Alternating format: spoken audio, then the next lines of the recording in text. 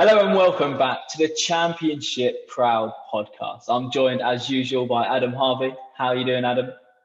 Well, I'm very well, thank you, mate. Obviously, a good weekend. Finally, something I've been waiting for now for what seems like weeks on end. We have actually clinched the title, so I'm very well and very happy. And uni's finished as well, so things are going well at the moment.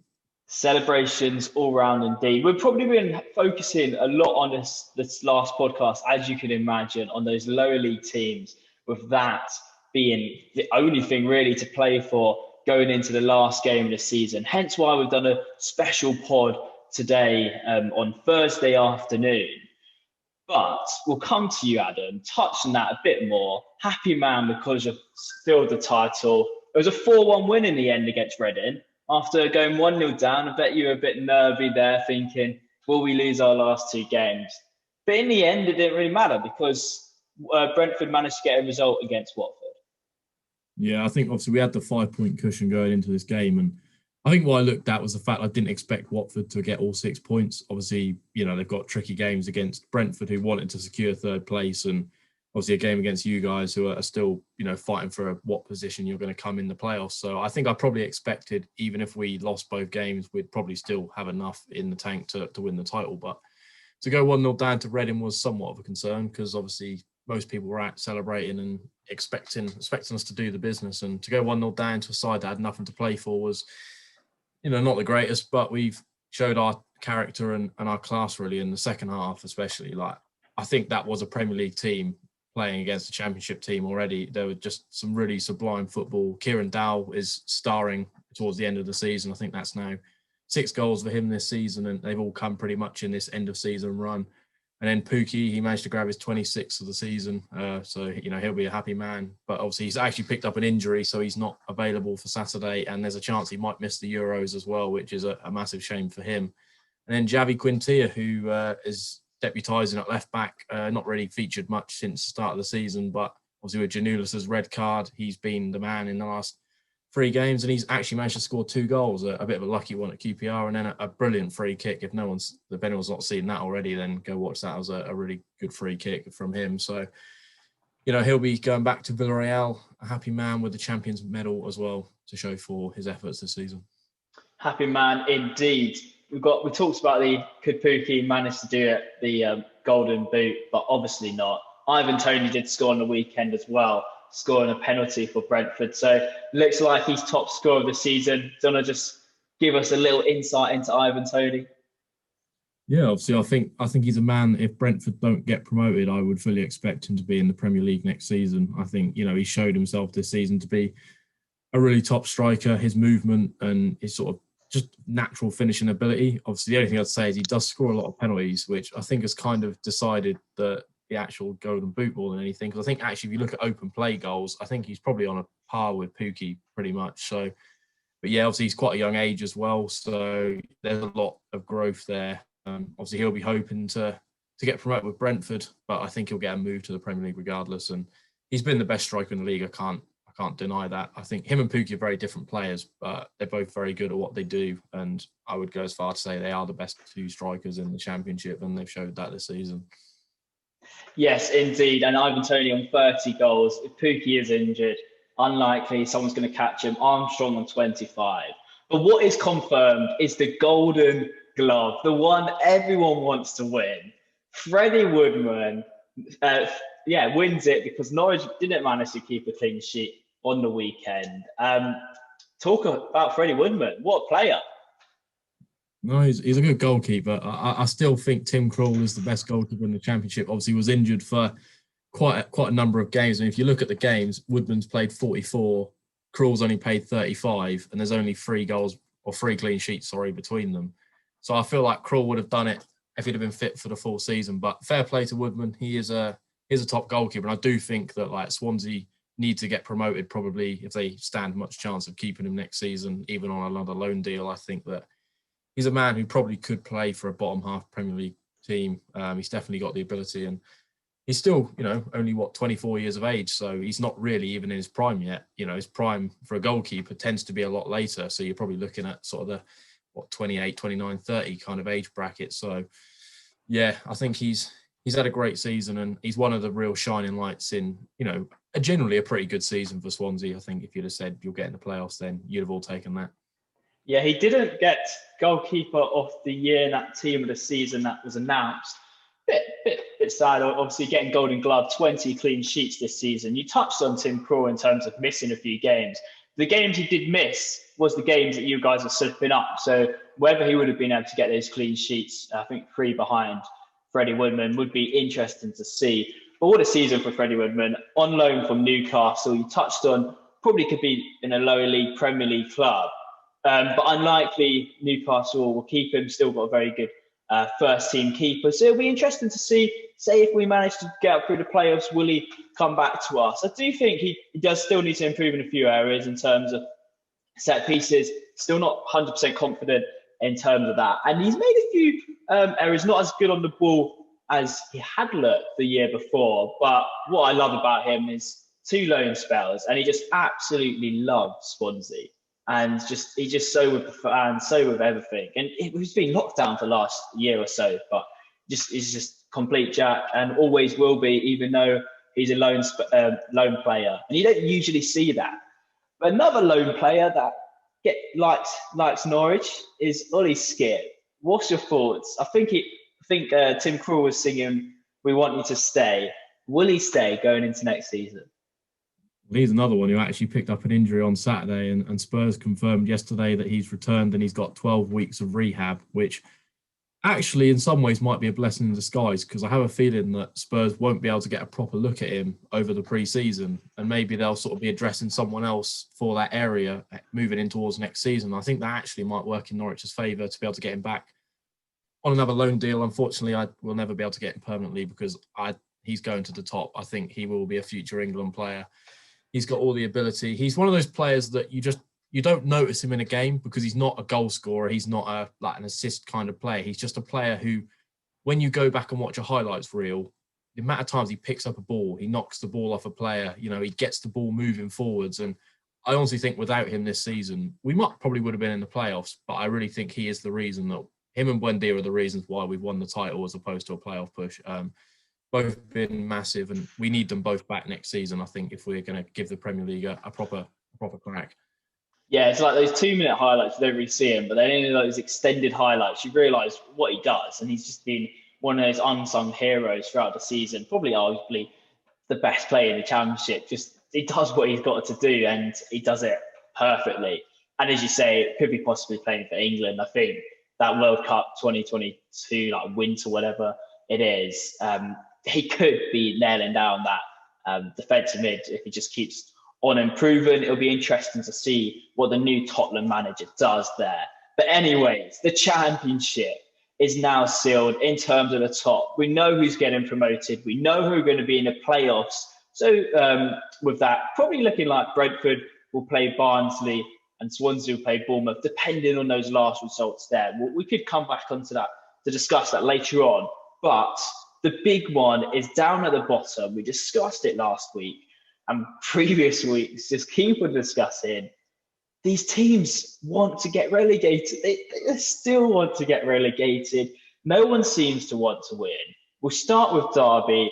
They're away to Swansea. Swansea made a few changes, but was a space in 2 minutes, 3 minutes. We managed to secure a win. Darby went 1-0 up, and then we got 2 goals. Whittaker, what a player, came from Darby. Rooney was like, oh, he's not good enough.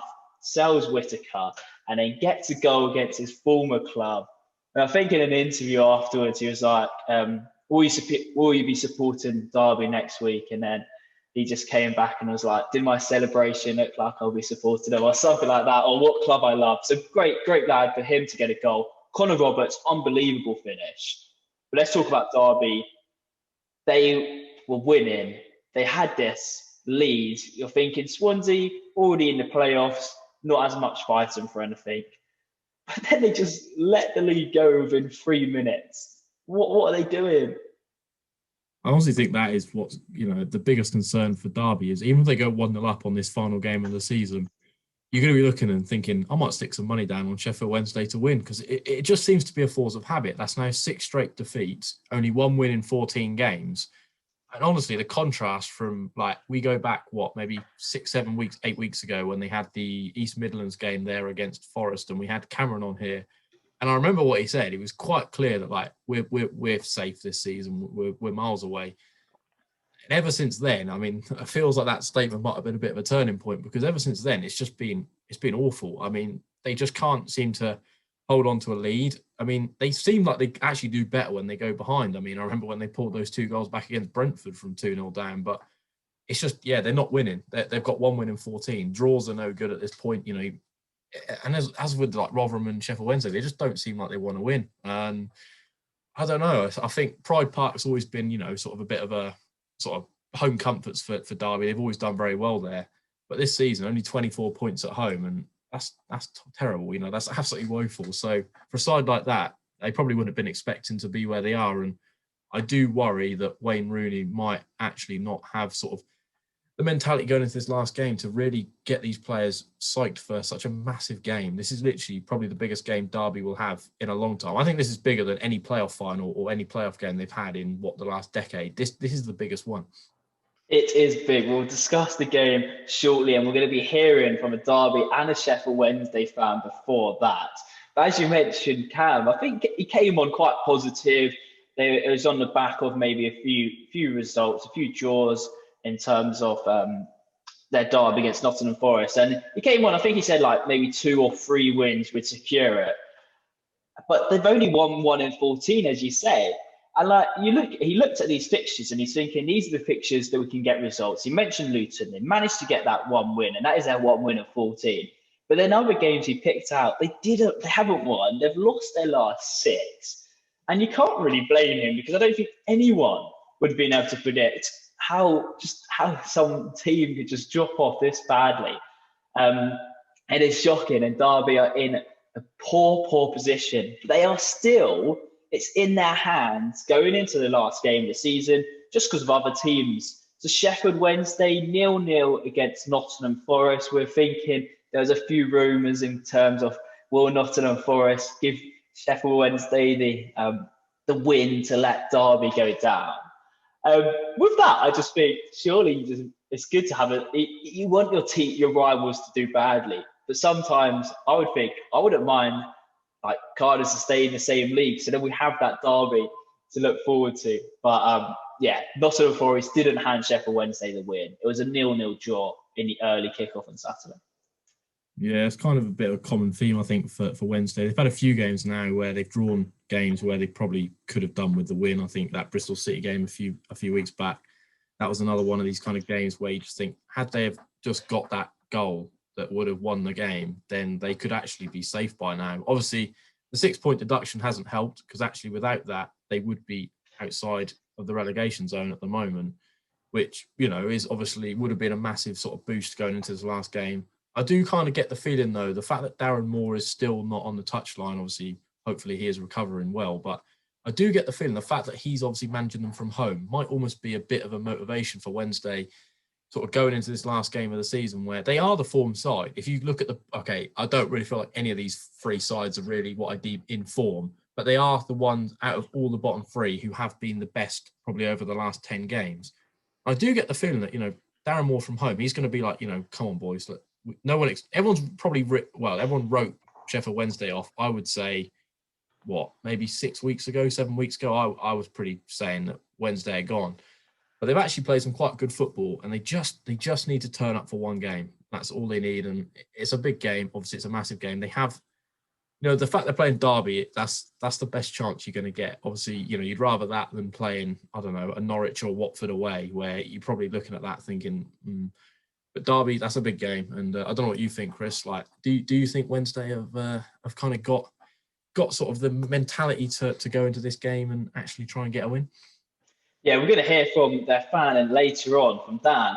But it is interesting in terms of, will Sheffield Wednesday do it? I think we've touched on it. Derby's form is just drastic. That even if they go ahead, that will probably make them more nervous in some ways, thinking they've got this confirmed, they've got this lead, but they know they keep on slipping. So it's just going to be so hard to call that even if Sheffield Wednesday get a result, Rotherham can still stay up, or will stay up if they win their game. So it's just so hard to call.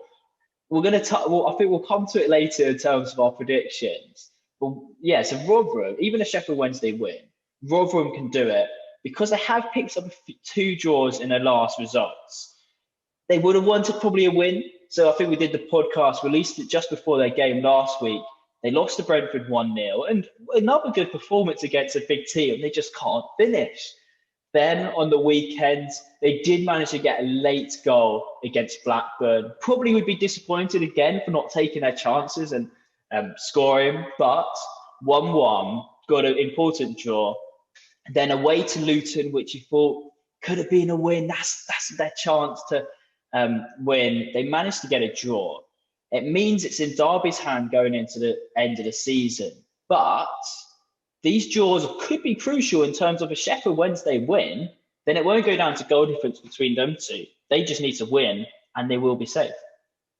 Yeah, I think Rotherham, they've probably had so many opportunities. I mean, we talk about all these games in hand. Obviously, they've had COVID issues all season, which I do feel like it's had a bit of an impact. Obviously, they've had a very sort of crammed fixture schedule, which probably hasn't helped. But to me, that's technically an advantage. You know, you've got all these fixtures. They played the likes of Coventry and Birmingham and Huddersfield, all games that you think just one of those games, if you'd have won that game, you would sort of, you know, safety would be a lot more in your own hands.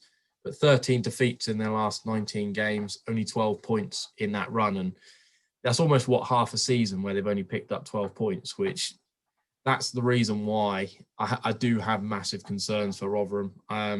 Obviously, Cardiff is not really an easy game. I think they're quite a sort of a well-drilled side, especially away from home. I think I'd have given Rotherham a bigger chance here if they were at home. I think that's a really difficult last game of the season. And obviously the fact they're relying on their safe Yorkshire rivals, Sheffield Wednesday, to also do them a favour, that's always kind of the biggest concern, because even a Rotherham win might not be enough if Darby get all 3 points. So I feel like if it would have just been in their own hands where they needed just one result for themselves, I think that would be, you know, a much better place to be in than requiring technically their own result and another result, which it's going to be an interesting final day, that's for sure. It's going to be an interesting final day, and someone who's going to be keeping a very close eye is Matt, a Rotherham fan. Let's hear from him. Hi, my name's Matt Lax from the Rotherham United podcast. Thanks for having me on the show to talk about Rotherham United and how things are going. Obviously, on Tuesday night we had the game against Luton, which was our big chance to put a marker in the ground, really. If we would beat Luton, we would have effectively knocked Sheffield Wednesday's safety survival on its head because of goal difference, and it would have meant all we needed to do was match Derby County's result on Saturday. Luton very much summed up Rotherham United's season. There was pretty good football. We were the best team, not by a long way, but we were better than Luton on the night. They were very poor. We created enough chances, but as is the case with us this season, we cannot find the back of the net. I don't know what it is. Since around end of March time, we seem to have stopped being able to find the back of the net. Michael Smith stopped scoring. He can only score one in I don't know how many games, a lot of games. We're relying on Freddie Ladapo to score goals, but he didn't start because he hasn't scored in a few games. Matt Crooks' first game back after a 3-game ban. He hit the post, should have scored in the second half as well. We did everything but put the ball in the back of the net. It was a frustrating night, a very frustrating night. But at the same time, some positives. We've talked about this on our podcast a couple of times, saying that if these games were played in October, you know, the 1-0 loss against Brentford was quite good. Similar one a few weeks ago. Then we'd be saying that's all right. You know, it's only a 1-0 loss to Brentford, or it's a 0-0 draw away to Luton. You know, that would be okay. But at the stage of the season, as we all know, it doesn't matter how you play. It's about getting those 3 points on the board. We need to get those 3 points on the board, and it didn't happen. Now it's put us in a position where we have to win on Saturday, and hope that Wednesday can do us a favour, which is not ideally what we wanted. In terms of the relegation scrap, it's to call it a scrap is kind of the word scrap. There's 3 teams here who don't seem like they want to stay up. We can't score to save us lives. Obviously, one goal, you know, something like 5 games, something like that. It's really poor run of games that we've not scored in. having played quite well in some of them. Darby can't hold on to a lead. As soon as Derby go 1-0 up, you just assume they're going to go down. And then you got Wednesday, who have no fight in them. If they go 1-0 down, that's it. They're not coming back. It's a very strange fight. When you normally get relegation fights, you only get one team who picks up some wins, which normally would be Wycombe. Their goal difference is so bad that that's not going to be the case. It's too tight to call. I generally can't see which way this is going to go because I can't see us scoring. I can't see Derby winning, and I can't really see Wednesday winning. So that means that probably that Derby will stay up because none of us can win because they've got the high ground at the minute, which is why it was so important that we try and pick some up against Luton. We've not been in this situation for a while. Last day shootout aren't really our forte. We've had a few playoff wins and we've been up and down a lot over the past few years, but it rarely goes down to the last day. And that's something else we've got in common with Sheffield Wednesday and Darby. They're not used to going down to final day shootouts. Obviously, Darby again had the playoffs a few times but lost them. Wednesday playoffs a few years, it lost them. But they've changed their team so much. How many times have they changed the managers since then? We've got that bit of stability, which hopefully will stand us in good stead. We seem to have the support of most of the rest of the championship as well. Most fans you speak to want to see Derby and Wednesday go down, and by that case, obviously want Rotherham United to stay up. I'd certainly take that. I think Cardiff. We play Cardiff on the last day. Obviously, Derby and Wednesday play each other. Playing Cardiff on the last day, I think, is a decent team to play. I know they beat Birmingham at weekend 4-0, but I think Birmingham made a lot of changes, and Birmingham's season was done. Having had such an intense season, I think Birmingham sort of took the foot off the gas, and that helped Cardiff because Cardiff have got some excellent players, but they are done. The season's done, and the Mick McCarthy team tend to go on the beach, but that may well be me just clutching at straws a little bit. I'm struggling to find the confidence. Obviously, I'm speaking now on Wednesday. That may change between now and Friday, but we just need to score, and we can't score. We need to find some goals from somewhere. I don't know where those goals are going to come from, and that's the concern. If we can turn up, if we find a shooting boots, we'll win on Saturday. We will beat Cardiff if we can put the ball in the back of the net. That sounds stupid, but that's all we're missing at the minute is putting the ball in the back of the net. If we can do that, we will win. If we don't do it, obviously we're not going to stay up. And we can pick up points, and Wednesday pick up points. We could have finishing bottom, as ridiculous as that sounds. But yeah, everything crossed, touching the wood and everything else. I hope we can do it. And one thing I can guarantee from us is that Rotherham United players will put everything into it. They'll leave everything out there, and I suppose that's all we can ask for, really. It was interesting there. Matt was drawing on the point. They just can't score, and that's been the case for Rotherham. They just keep on having these big chances. They can't score. He also touched on the Cardiff game, obviously their last game, and he does feel that Cardiff's probably a good team to play going into the end of the season. Yeah, I mean, Cardiff have got some very good players. Kiefer Moore. I mean, Harry Wilson scored a hat-trick there last weekend against Birmingham, and he said that Cardiff might be feeling a bit on the beach, but they are unbeaten in their last 5 games, which, they probably are looking more ahead towards next season, obviously, because they've got nothing to play for. But obviously, these players know that they're playing for sort of a bit of a future, probably under Mick McCarthy there, or maybe even Premier League interest in the likes of someone like Kiefer Moore. So, there's always an incentive to try and win this game. Obviously, for Rotherham, it's a much bigger game than it is for Cardiff. Cardiff at home are typically probably quite decent and a hard team to break down. So I wouldn't fancy that as a favourable fixture. I think I'd rather have gone maybe to somewhere like a Huddersfield or a Preston, where I think they're slightly more further down in the table and maybe playing for, obviously Cardiff aren't playing for anything, but for me, they're still playing for more than maybe some of these other teams towards the bottom. So not a favourable fixture. Obviously, Rotherham have got a score, which has been the biggest issue really over the last half the season. Really, they just can't put the ball in the back of the net. They've got a bit of a thin squad, but Rotherham, the togetherness, they'll believe that they can go there and get a result. Only concern is that they also need Sheffield Wednesday to get a result as well, which is, Sheffield Wednesday are not very good away from home. I think they've got the worst away record, so that's not looking too favourable either. So we'll see. We'll see. What do you think, Chris? Yeah, we will see. I think Rotherham. I just think obviously Cardiff, they're a decent side. I'll give them that at most. But I just think they're not playing for anything. I know they've actually picked up a few good results. I think unbeaten, as you touched on, in 5 games. Won their last 2 games, including a 4-0 victory since losing 5-0 against Sheffield Wednesday. And that's the important thing. I guess they've won these games, but they haven't really been playing anyone massive. And the Sheffield Wednesday result did come against one of these teams that are fighting for something. You could look at it 2 ways, that since that's happened, they're not going to let it happen again.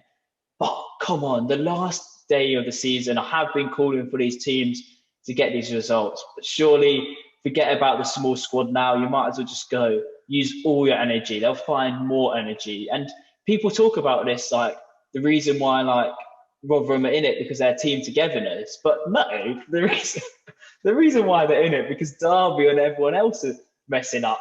Forget about this Rotherham team togetherness now. They've had chances to do it. They've had chances to win.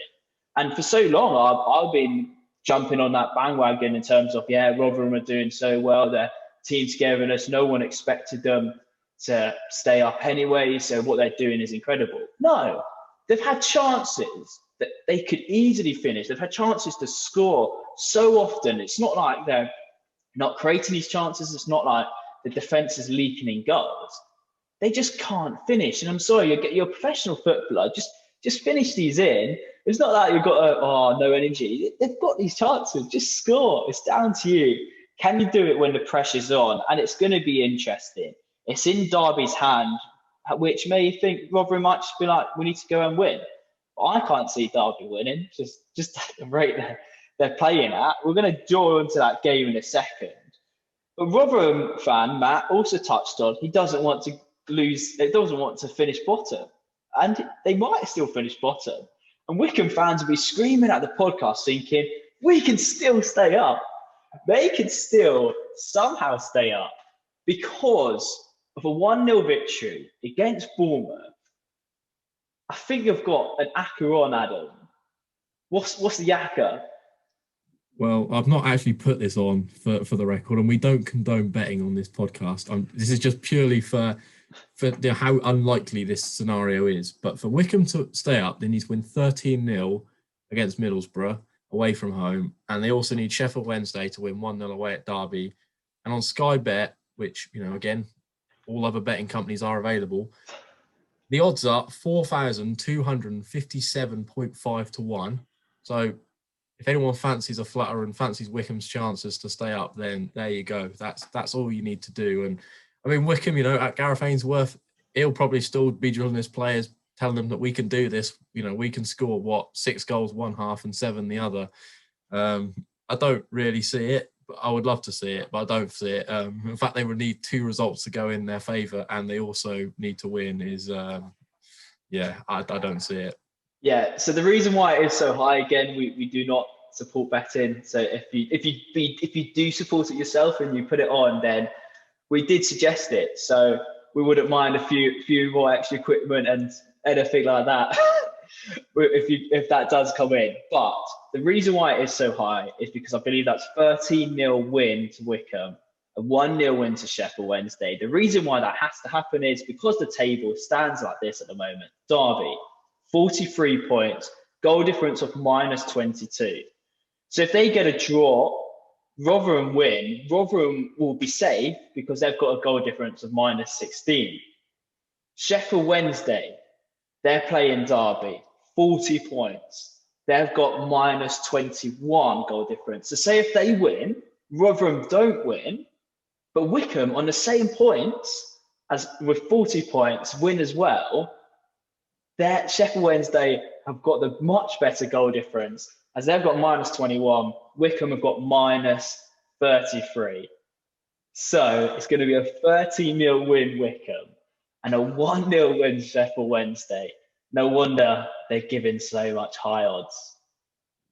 It's just a shame for Wickham, isn't it? I feel like they've had a few games now. I mean, you go back to that Swansea one a few weeks back. If they'd have just cling on for that result, then actually they could have done probably the greatest escape in history. I remember coming on this podcast, I think one of the first ever podcasts we'd done, and they were about 15, 20 points behind. And I think we both just said, like, right, we're not even going to really cover Wickham. Nothing against Wickham. Like, I'm a big believer in Wickham are a really good side, and I rate what they've done there. But I definitely didn't have any belief, and fair play to Wickham to go to the last game of the season and not have an R sign next to your name is, like, honestly, with that budget, Gareth Ainsworth, to be fair, he almost has an argument to be manager of the season despite taking them down. Like, I honestly think that is one of the best achievements in Championship history. Like, to get 40 points in a division like this, and they've still got someone like Akinfenwa up front who's 38 now. That is crazy. Fair play to Wickham Wanderers, and good luck next season, I think, in League One, although I might be proved wrong there if they win 13-0. You might be very unlucky. Akinfenwa was scoring his first Championship goal of ever in his history the other week from that penalty spot. But this is the thing that I was talking about Rotherham. They say team togetherness, but what I see, that's team togetherness in Wickham. They're fighting. They don't have the players. They don't have the financial back in, but they're just going for it, and they're doing so well, and they've been pulling off some really good results. And I think even back, like, when they maybe lost, was it like quite significant to Brentford, but it was still 2-2 in that game, and then it went on to like 8-2 in the end. They're still fighting for these games, that just hard games, and to come to us to go 2-0 up, and I feel so sorry now because we're secured playoffs. I wouldn't mind them picking up points just because they're fighting for it. They're giving their all. But I think for Gareth Ainsworth, he's touched on it. What a guy. If you hear a few of his interviews after games, you don't see many managers like that. Incredible guy. But he's drawn on, well, it would be great just to not finish bottom. And for them, they've got a realistic chance with Darby playing Sheffield Wednesday. If Darby win, they stay up. Let's now hear from those two sets of fans. We'll hear from Rams Review, someone representing their podcast, as well as Dan Fudge.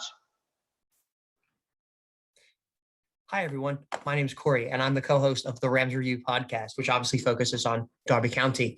This weekend, make no mistake, is the biggest game for Derby County of the season and of the recent history. They've not been down in the third tier of English football since 1986, and they're taking on another big club, Sheffield Wednesday, for the privilege of trying to stay in the Championship or the ignominy of going into League One.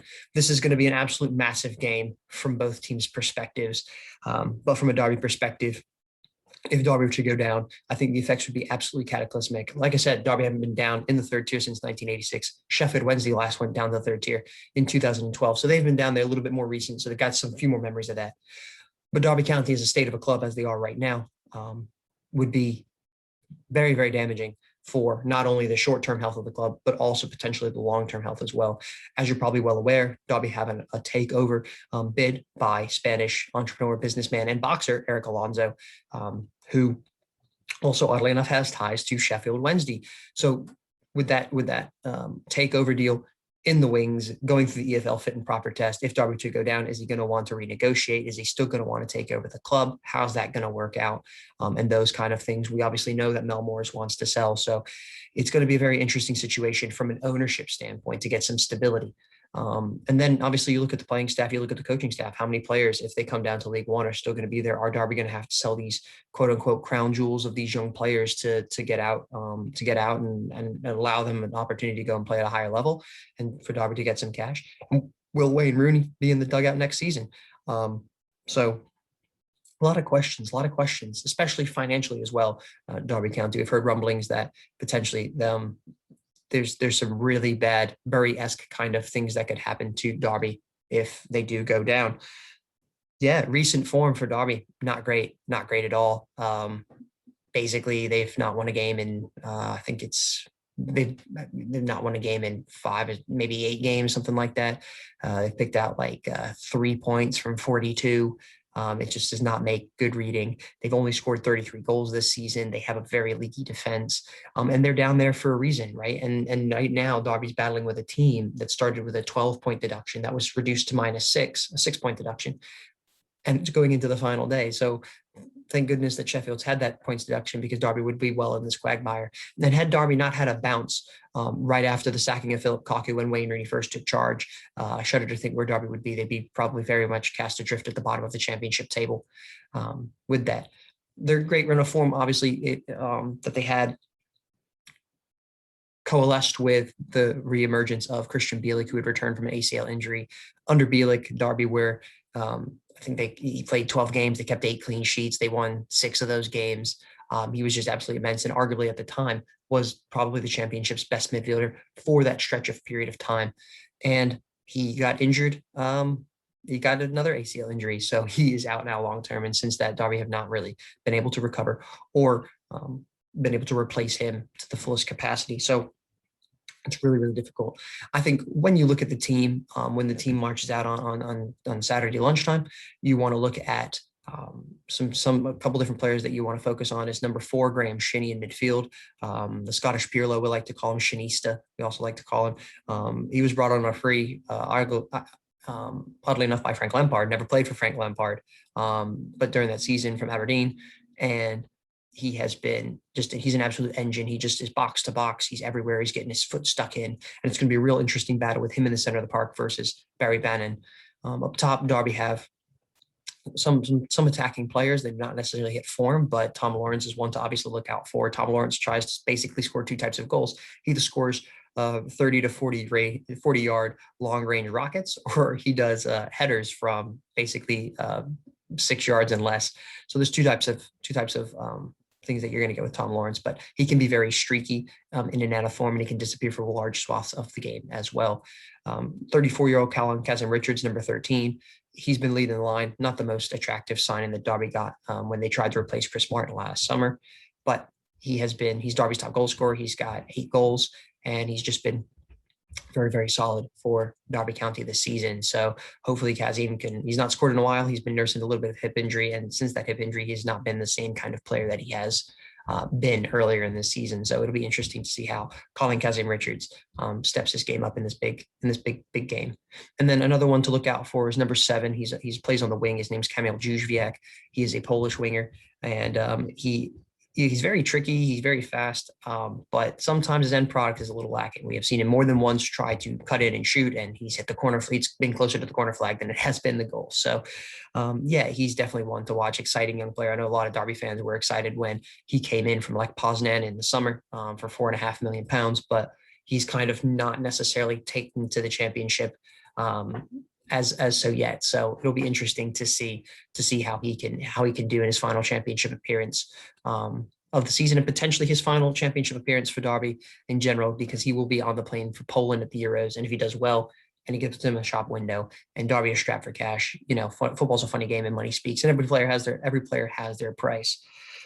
Yeah. Game is going to be won in 2 areas for Derby. And this sounds counterintuitive because it's going to be one for every team like this, but defensively, Derby have been poor all season, so they need to tighten that up. And they will always, we have seen throughout this season, that Derby will always give a team 1 or 2 options, 1 or 2 opportunities to score, and 9 times out of 10, those teams are taking those chances, because these are championship strikers, championship players. But if you give them enough opportunities, they will go out there and they will convert these opportunities. And then obviously at the opposite end of the pitch, attacking wise, like I said earlier on, Derby's only scored 33 goals this season. It's been desperately poor. Can they find a way to hit the back of to score a goal, hit the back of the old onion bag, and get a result out of this game? I do think that this game is going to need more than 1 goal for Derby County to solidly win this, because it will be a very dangerous situation if they don't. Well, will Rotherham win their games? Well, they got the point that they needed at the weekend, so it keeps them a little bit alive. It will be difficult. We know how teams can fight and scrap on the final day, and crazy things can happen. Again, my mind casts back to the Brentford-Barnsley game, end of last season. Brentford need a win to secure the Premier League. Barnsley needed a win to stay in. Barnsley were hapless, and Barnsley ended up getting a result and staying in the championship. And now obviously they've gone on to do great things themselves. But I don't know what's going to happen with Rotherham and Cardiff. Lots of different things, lots of different permutations and things like that can happen. For me personally, I am more concerned about Sheffield Wednesday than I am about Rotherham, because that is Darby's immediate opponent, and Sheffield Wednesday can also overtake Darby as well. If Sheffield Wednesday go out and win this game, they will stay in the championship, or they will at least have a better chance of staying in the championship, and it will guarantee relegate Derby County. So that's what I'm looking at from the game perspective. I think the way this game is going to go, it's going to be a really hard fought game. I think anytime you back a team into a corner, they're going to come out swinging. Sheffield Wednesday have had knock after knock this season, obviously with the points deduction. Then they've had Darren Moore, the manager, the former Rams defender, actually, who is now the manager. He's had COVID, so that seems to have galvanized them. And he will be back on the, he will be back at Pride Park to watch the game. We don't know whether it's going to be in the dugout or whether it's going to be in the stands, but you're assuming that he's going to have some sort of effect on this team. I'm looking at players like Barry Bannon. I'm looking at players like Callum Patterson that are experienced at this level. They don't want to go down. They're going to fight. They're going to scrap. They're going to tooth and nail. And I think the more important thing is Sheffield Wednesday know exactly what they need to do to get out of this quagmire. They need to go out, take care of their business, win, and get 3 points. Darby, on the other hand, they know that at least a point would save them. But playing for a point is a very dangerous game, especially when you look at how Wayne Rooney has set up his how his inept tactics, his lack of tactical awareness has been shown in recent weeks. Do you set your team up to try to get a point and then concede a goal and then, oh man, we got to try to go and get a goal? Or do you try to attack from the front foot and then potentially open yourself up for a counterattack? Where, as I said previously, Darby's defensive capability has been very poor this season. So it will be an interesting game. I'd like to think, I think that the mood in the camp is very low amongst the fan base. It's very low. I think relegation wouldn't surprise really anybody. Darby's been down there all season. They have been poor. It's one of the poorest Derby County teams in seasons for a long time. But I'm going to be optimistic, and I'm going to say that it's going to be a 1-1 draw. It's going to be hard fought. I think that Sheffield Wednesday will take the lead. I think that Darby will equalize late on to save their status, and we'll have some good feelings and something to cheer about in a desperately poor season. So, yeah, I think that's the way it's going to go. And it'll be a really interesting game, nerve-wracking to say the least, and nail-biting and everything like that. So it's just been a dire season, but hopefully Darby can come out of it with a bit of a victory. And I just appreciate the opportunity. Appreciate what you guys do. Appreciate the opportunity to come on here and say a few words. And again, my name is Corey. I'm from the Rams Review Podcast. You can follow us on Twitter at Rams Review 1. You can follow us on Facebook, Rams Review Podcast, Instagram at Rams Review Pod, and we're on all major podcasting channels. So, and we'll be having everything build up to kick off during the game, post game, and then some special episodes in the closed season as well. So appreciate you guys for having me on. Thank you so much. And the only thing I can say up to then is up the Rams. Come on, Darby. Take care of your business. Let's stay in the championship. My name's Dan. I'm from the Wednesday Week Podcast, talking all things Sheffield Wednesday. And I tell you what, I'm absolutely shocked. It's gone all the way down to the last game of the season. This is absolutely insane.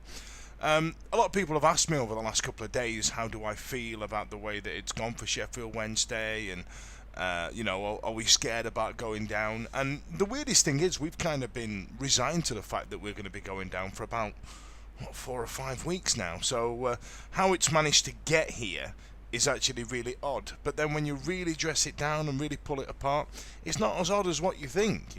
Darby and Rotherham have both had it in their hands to snatch that last place and all the rest of it, but they've been worse than we have. Rotherham had something like 4 games in hand at one point and could have absolutely pulled away, and they didn't. Darby have had an opportunity. They've had that relegation spot that we're all fighting to get out to. They've had that for a number of weeks and still haven't managed to pull away like Huddersfield and Birmingham have. So if we stay up, will I feel bad? No, they've been worse than we have. I mean, let's not forget we've had a 6-point deduction after having 12 at the start of the season. Given the way that it's gone, I feel like if we stay up, it's what the form table says, I'm afraid. Although, however, there would be I think the term is Napoleon syndrome of us at the top of a very poor tree. If you remember that meme of those bin bags with the gold one on top of it, that's us right now. I find it weird. So Rotherham have got Cardiff at the on the last game of the season, a team that Sheffield Wednesday beat 5-0. I will mention, but what that means is that they are beatable from somebody who has perceived lower talent in their team. I think away at Cardiff is going to be a big ask for Rotherham. They don't seem to be scoring many. However, they don't concede many. So if they don't get a result there, and Sheffield Wednesday beat Derby on the final game of the season, then Wednesday stay up. It's as simple as that. In terms of the Derby game itself, it's an odd one for me because, on one hand, I really don't want to see Wayne Rooney celebrating staying up. But the Wayne Rooney appointment for me is an odd one. He has. It's going to kind of ruin his managerial career taking that job before it's even started. I'd have thought he'd have started higher and moved his way lower. And now what's going to happen? I think he thought he was going to follow the Frank Lampard route into Premier League management, but he's ended up falling into League One management, and he's now going to be up against Blackpool. All going well on Saturday. So it's going to be a weird one. Do I think we can beat Derby? Yes, I do. The statistics, however, are against us. They've not lost to us since 2006 in a cup game at their ground, and to confound matters, we've only won twice at their 3 times at their ground since in the league since 1934. So that's smashing, isn't it? That's a nice little stat for everybody. So it's going to be a hard-fought game. I think last week I tweeted a pair of clowns fighting. Or when bum fighting was a thing in the advent of broadband internet. That's what it's going to be like. It's going to be an unpleasant game of football. However, I'm going to be sat watching it, chewing through my fingernails. In terms of players that we have, we've got Barry Bannon, who can obviously spread a ball very well. Dean Windass is in decent form right now. Personally, I would put Jordan Rhodes up front because his elongated running the team seems to have ignited his scoring boots a small amount. As long as I don't see Callum Patterson trying to play right wing back again like I did last weekend, then everything should be all right. I don't think there's many players that Derby would fear of ours, and I don't think there's many players that we fear of Derby's, because we're both as bad as each other. I'd love to sit and give you a player analysis and all the rest of it, but I think it's going to be terrible. But fingers crossed a Wednesday win, and we will see everybody next year. What I will do, though, is just mention at the end of this video is that the finances in perceived lower league football need changing. I don't think it's any accident that the 2 teams that have come down with parachute payments have gone literally straight back up, and the 2 teams that have tried, well, some would call it cheating. I think the Derby and Wednesday fans would say try to find alternative ways of funding the club are fighting relegation, because we are the absolute epitome of clubs who have gone for it and then it's failed, and now we're paying the bill for the next 6 years. I think the finances from the EFL really do need taking a look at, and that is a hill I'm going to die on. However, Derby did their cheating right and we did ours wrong, so we've got the 6-point deficit, and that's why it's gone to last game of the season. There we go. Dan giving his perspective from Sheffield Wednesday as well as hearing from Rams Review. Dan touched on the points deduction, 6 points. They probably would be safe. Well, they would be safe had they not had those 6 points. Derby managed to get away with their financial fair play. But in some ways, if you're a Sheffield Wednesday fan, probably lucky it's not 12 points. Wickham and other teams probably been knocking on the door thinking, hang on a minute, why didn't they stick with the 12 points they gave at the end of the season? But let's not talk about that anymore. Let's draw on the actual game. Sheffield Wednesday versus Derby. Derby know if they win this, then they're safe. Sheffield Wednesday know if they win this, they're relying on Rotherham not to win their game. Who do you think is going to win at Pride Park? It really is a battle of a side that can't win at home versus a side who can't win away, which makes it a very, very difficult one to call. Obviously, Dan spoke about the awful record against Derby away from home, and especially at Pride Park, which, obviously they've not been in that stadium for, in realistic terms, not too long. So, but they need to get a win there. This could be a massive opportunity to make a bit of history. And Sheffield Wednesday, I think that would be also a massive achievement to stay up this season with that 6-point deduction as well, which obviously was a massive, sort of stumbling block at the start of the season. But I actually, to be fair, based on form, I just kind of actually am going to nudge towards Wednesday in this. I just think they might do it. I just think with Darren Moore sort of not being on the touchline, he might be back, but I think he probably isn't. And I just feel like Wayne Rooney might, I don't know, I'm just not 100% convinced by him as a manager. And I have a feeling that might be a bit of a reality check for him in terms of his management, that he's not managed to complete a job, which I think the immediate effect was brilliant, obviously, but I do feel like Darby would have been better appointing someone with a little bit more of an experience in Championship kind of management, because I do feel like if they'd have maybe gone down the route of like Nottingham Forest, who got Houghton, and they were in a very similar situation, maybe halfway through the season, I feel like if Darby would have done the same thing, they would have been in the same place, because I think playing squad-wise, they've got some good players. That Colin Kazim-Richards is a very good player. Tom Lawrence is a very good player. But it's just all gone wrong. And it could be, for Derby fans, that could be quite a sort of upsetting day, that they could be returning to Pride Park next season to watch, the likes of Cheltenham and Cambridge. Yes, they could be. It could be very upsetting for them. It will be interesting to see. What's your prediction then? You're going Sheffield Wednesday. I actually think Wednesday might win this about 2-0. I just think their players are in better form. I think Derby, I just feel like they lack a bit of hunger. I think Wayne Rooney's, okay, he dealt with big games on big, individual matches, like in his past. He's played in Champions League finals and, Premier League, that they need to get a result sort of thing in the last game. But he's never done it in a relegation position, which is a very different battle altogether to, trying to go for a title or sort of a one-game, maybe FA Cup final. So I just don't think he's got it in him to do it. And I do expect Rotherham to lose or maybe draw at Cardiff. I just don't see them winning. I don't think they'll put the ball in the back of the net. And I can see that being probably a dull 0-0 where Rotherham are chucking everything, including the kitchen sink, at it towards the end of the game, but they just can't do it. And I think Wednesday, I actually am going to back Wednesday. And I think I'd probably, based on the teams I've seen against Norwich this season, I think Wednesday have been the best of all of them. So I'm going to go with Wednesday. So you're thinking Sheffield Wednesday are going to win 2-0. Will Wycombe win 15-0? No. I'll be honest with you, I don't even think they'll win. So, no. Okay, so yeah, Wycombe away to Middlesbrough. Sheffield Wednesday, you think going to stay up? I think I'm going to hand it. It's going to be all down to Rotherham. So I think it's going to be a 1-1 draw between Derby and Sheffield Wednesday. And then it makes it all down to Rotherham. Rotherham don't win, do they? Derby going to somehow stay up, but I don't think they deserve to stay up. Well, obviously they're first. What they did when Rooney came in to get those points, first of all, obviously that fair play to them. But at this rate, no team looks like they want to stay up. I think it was going to be a 1-1 draw between Derby and Sheffield Wednesday. Rotherham, they could win against Cardiff. Like Cardiff not playing for anything, but I do think Cardiff have picked up recently. That could be equally another 1-1.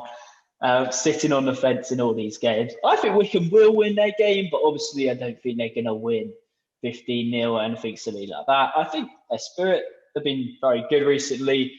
I reckon they'll win 2-0. But sadly, they'll be going down. That would mean Sheffield Wednesday will finish bottom and Rotherham. So yes, that means Wycombe will leapfrog Rotherham and Sheffield Wednesday, in my opinion, but won't be enough because Derby, they would have got the 1-1 result, meaning they are staying in the Championship. We shall see. What's your thoughts on my opinion? Controversial, but I somewhat rate it. I don't think Wycombe are going to finish anywhere but bottom, but I would love to see them finish 22nd, and that would be the greatest achievement in their club history. So fair play to them if that actually does happen. Yeah, I'm really looking forward to hopefully seeing Wycombe in around 2 more years' time if they get promoted again to the Championship, and hopefully that time they could be more prepared for it. It's been such a shame that I think their fans only managed to get into a taster event early on in the season, but not to have the full crowd there. So really hoping for them to come back. We do not know, though. They may pull off the incredible escape And we might have to change next week's podcast from a playoff review, a preview, into a Wickham special. I don't know. It'll be interesting to see. But we shall next week discuss who has stayed up in the Championship. But then we will turn our attention to preview those playoff fixtures. See you next week.